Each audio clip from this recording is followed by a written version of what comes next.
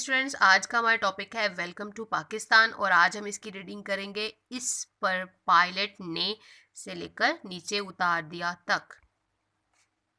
इस पर पायलट ने देखा करीब तरीन हैदराबाद का एयरबेस है, वहां राब्ता किया। हैदराबाद एयरबेस से एक ऑफिसर ने अगवाकार से बात करवाने को कहा। पायलट ने रिसीवर अगवाकार को थमा दिया। हैदराबाद से ऑफिसर ने खालिस हिंदी ज़ुबान में बात की। अगवाकार ने बताया कि हमारा ताल्लुक बलोच लिबरेशन फ्रंट से है। इस पर ऑफिसर ने कहा कि आप हमें कैसे यकीन दिलाएंगे कि आप वही लोग हैं। इस पर अगवाकार ने अपना नाम और पता लिखवा और बताया कि हम अपना तैयारा ईंधन की कमी की वजह से भून एयरपोर्ट पर उतारना चाहते हैं। ऑफिसर ने वेलकम कहा। अगवाकार ने पायलट को कहा कि तैयारा भून एयरबेस पर उतार दो, मेरा राब्ता हो गया है।